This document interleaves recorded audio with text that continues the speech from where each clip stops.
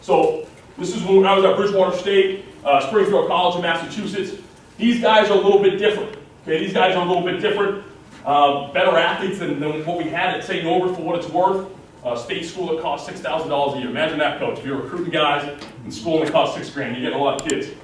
This kid was a Division II transfer from Bentley University. So even though our safeties were trying to tell him to play at 10, he did whatever he wanted. And you'll see some clips where it worked, but then there's some clips that didn't. And we just want these guys, all 11, we need them to play fast. You know, we want to put you in a position to be successful. If you think, and maybe it's different at our level, I don't think it is, even with your guys' level. If you have a 17-year-old safety that's more comfortable playing at 8, or more comfortable playing at 12, but he's fast enough to close ground, then obviously I think, and most important, they want to be comfortable with this stuff. But if you want to play, all I want you to watch is just the safety. Though this play gets stuffed up right now, just how aggressive this safety really is. And he's going now, and it's simple. This is blue max, and on blue, they're just bouncing their feet, normal quarters coverage. They're flat foot reading, and they're moving. This guy's gone. He's got to be fast. He's got to be fast. And I understand we get it stuffed up, but he's got to play fast. You want to just pause it again right in the middle, right there, yeah. So what we're telling our D-line, I know I don't have a lot of alignment stuff. If you want that stuff, I'm more than happy to send that to you as well. But our 5 technique ends, I was telling you, they just got to whoop the dude's ass in front of them, and I truly believe that. They have one job. If he never makes a tackle, I'm okay with that. But if he eliminates this guy blocking any of our 3 linebackers, we're going to be in a great position. I truly believe it. I truly believe it. We're going to be in a great position. And it's simple. We're a man-hand-down defense from a defensive line standpoint. There are some teams that don't do that. I know, that's fine.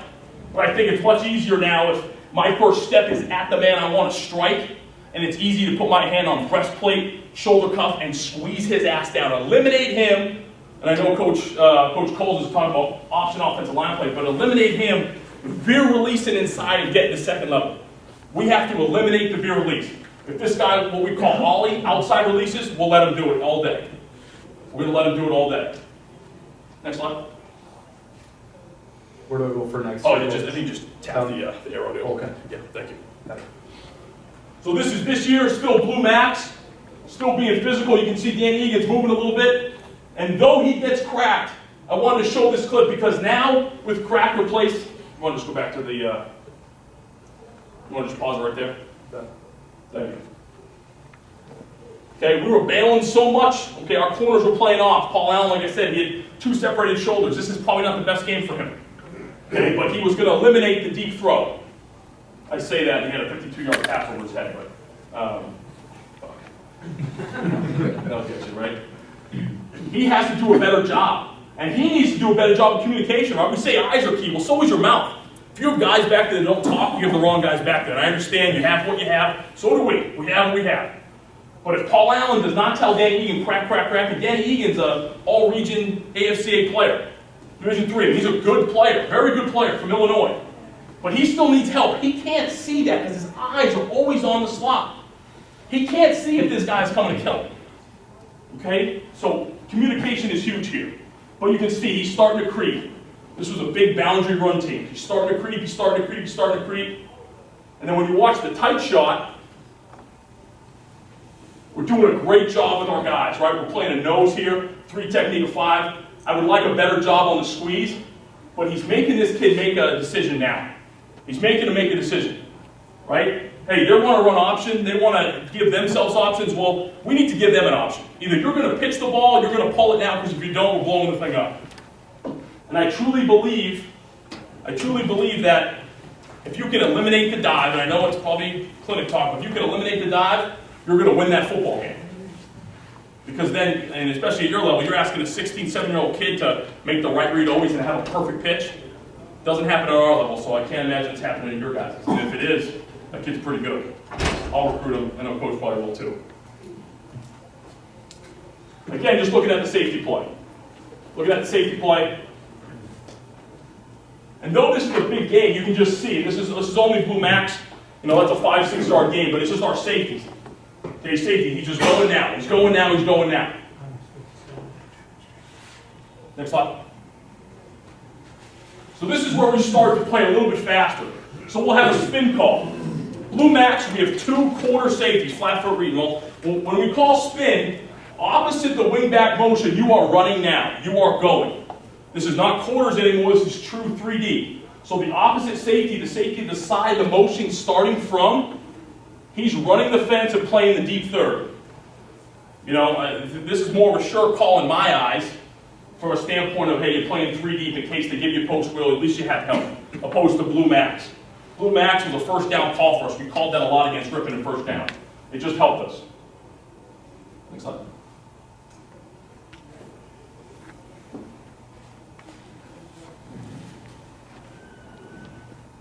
So again, safety's going when he's moving. So now here you go, right? And we tell the guys, we want these guys to play fast. Right? And this was the first question when I put spin up on the board. Want to just pause right there? All right, first question when I put spin up on the board this year, they said, well, what if it's pass? I said, well, let me show you a clip. And this clip, I think, just shows, hey, this kid's playing fast. Is he helping out in pass coverage? No. But it takes a lot of time for them to show a true read, especially a right-handed quarterback, to show a true read, turn, square up, and then throw the ball. Though it's an option, a run-based offense, they still have reads. They don't just throw the ball up. You know, maybe they do. I don't think they do. So if he's on a spin and he's playing fast, he's going to add in and be a 5th rusher. I have a quick question for you. If they're not showing orbit motion, then how are you determining who's the spin, who's the safety coming out? Well, so if we had spin call and they don't orbit, in our eyes, 2 things could happen. It's probably a true drop back, okay, which then I'm just going to call blue. Like say this is 3rd and 10, they're probably not running. Or it's dive. Okay. So dive, we should have it taken care of from these guys, you know, from our 5, our interior and our Mike linebacker. So our safety should never have to, ever have to help there. Right. So, and they know this too, and I probably should explain that, so I apologize, it's a good question. If there's no motion and you call lock or spin, and we'll go to lock in a minute, well then obviously they're not going to move. You know, and it's just going to be blue, it's quarters coverage, they're still going to flat foot read, and you never know. You never know. You know, and I think that's important as well. You know, that's a good question. Do you see many flex bone teams that don't show their true motion right away, their orbit motion? No. I mean, and still run the ball, still are able to do Still run triple? Yeah. I haven't. I mean, I don't know what Wisconsin game I went to. It was Xavier versus someone, but these guys were freaking tight as hell. They played 2 tights and 2 wings, and on this, they're tilted in on the snap. Then they start to go. If that's what you're sort of talking about, but that's more of a just a double wing. We see a double wing with 2 tight ends set, 2 double wing, foot to foot splits, but in the flex bone where they are, it looks to me like their splits are pretty generous here. Yeah. And also, if they have the speed on the slap backs or B backs, whatever you want to call them, the Yeah. backs, and Yeah. you know, if they can, what would that do to you guys defensively if they don't give you that, you know, kind of tip their hand or tip their hat on their motion? Would that make it more difficult for your kids? We would probably only play Blue Max at knife, and we'll talk about knife in a minute. And switch, we have a switch call as well. But we would play those guys a little bit closer to the line of scrimmage. Sure. Because if it's a pass, it's going to take them a little bit more time to develop that, to have true play action. That's just from my point of view. You know, but we're going to move those guys up, so now it's just going to eliminate deeper to shorter. We'll move you up to 8. We'll still bounce our feet, just play blue. So on the snap, right, if they're snapping and then now 2 goes, we're in a better position just to make a play on that pitch right away. Opposed to being at 10, right, not seeing anything and going, oh shit. But I truly believe this, right? You know, just our rule number 1, don't go till you know. I hope our guys, if nothing happens, they're just at least bouncing their feet and they're doing their day 1 fundamentals, you know, in terms of our blue coverage. I don't know if that answers your question or not, but move things down a little bit. So again, we got a spin call.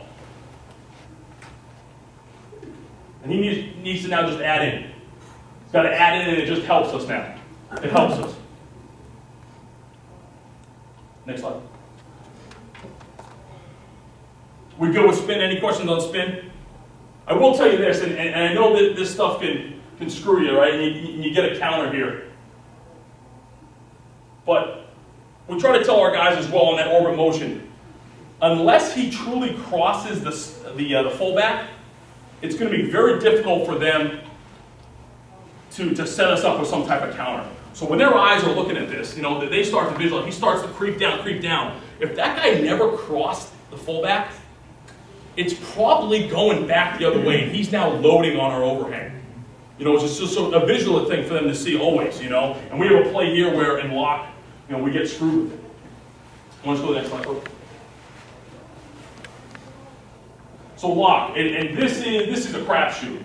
And it worked for us a couple times, but then, you know, our 2 longest games this year where we were in lock. But now, from the picture that I showed you in the option count, with the overhang, the 1, 2, and 3, right? They're not accounting for this guy in protection.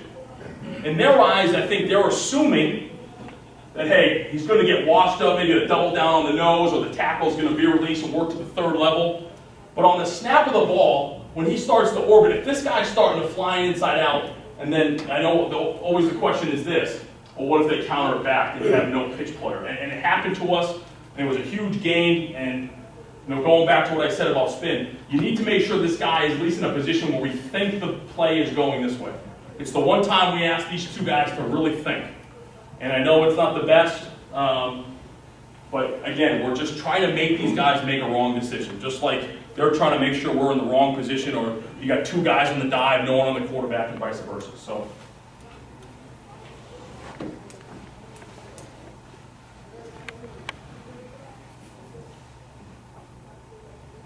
I'm sorry, D-line does a good job, but you can start to see that the safety's starting to spin now. He's starting to lock it, he's starting to go. He sees 10 moving, Obviously, they didn't call the penalty there, but he's moving now. He's moving. He was athletic enough to put his foot in the ground, be able to change direction, redirect, and now vision of break, we go. Again, lock. Want to pause it right there, Coach? So, and I'll show you this from the typed copy, but this is when lock goes wrong. Okay? He leaves a little bit too early. Ryan Graham's a pretty good kid for us. He leaves a little bit too early. But it's the other safety that has to make him right. You got 2 guys farming the same land. That's never worked. Okay? I joke around with our guys, we got a lot of farmers on our team, so they laugh at that. But I mean, he needs to run the fence. He's got to play middle third. And now if he makes a tackle at 10 yards, I'm okay with that. But now you have 2 guys, he's too tight to the line. And now you have 2 guys basically took on by their slot. And now our corner has to make the play. This is not a game where our corner, in my opinion, should be making many plays unless it's in the pass game. Unless you run a corner crash. But really, those guys should be the true home run hitters. You know, they got to stop the big play, like he did here. And obviously, we had a good job setting the edge. And you know, it's a 15-yard game. Next slide.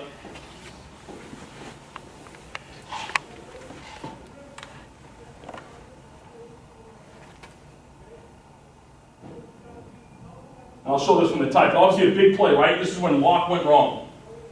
Coach, when you call lock, Yeah. is your intent more to wipe out a blocker leading, or to take a receiver out so that you have more freedom in the secondary? Well, lock in my eyes is just to get a guy free that they're not accounting for. You know, so it's like we're hoping that by calling lock, obviously they don't run counter, and I know you saw 2 counter plays there, but I wanted to show you the negatives of it along with the positives. But lock for us is, you know, here comes orbit motion, it's going to this side. Well, if their perimeter count system says 1, 2, 3 on the base, and they're going, okay, pull, pitch, block him, or pull, block him, pitch, you know, based on their keys. This guy now is inside out, the green nitro, so to speak, what I showed you in the tackling, he's inside out, and hopefully he can make a play he's not accounted for. So if he goes out for a pass, is he locked on then? Is he going to follow him right into the... Yeah, just like spin, if pass happens, and he can see that, he's just going to insert, because, you know, he's just that added play.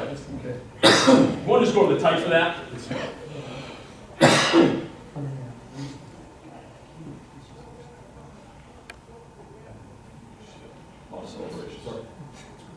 No, it's okay. So it's fine. First touchdown.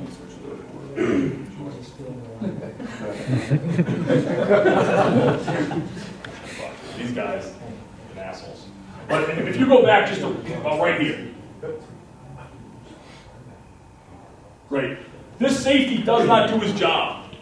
I understand in true coverage, the middle third would be exactly where he needs to be. But we're looking at middle third as he just needs to get over the center. Because if lock happens and lock goes to shit, he's got to save us now. He doesn't do anything. And this was, you know, and I know I made the comment earlier, we sort of let him do whatever whatever he wanted, well then, you know, I know some guys might say, well, fuck, you should put him on a leash, you know, because he sometimes would literally do whatever he wanted. Well, this is where it hurt us, all right? And I know, and he got reamed for it, and, you know, he needs to now go to the middle. And in our eyes, the middle of the field is over the center, from a 3-deep standpoint, for what it's worth. Because these guys aren't spreading you out, right? Most of their concepts are verticals, post wheel, the post is gonna run to that player, okay? Post is gonna run to that player.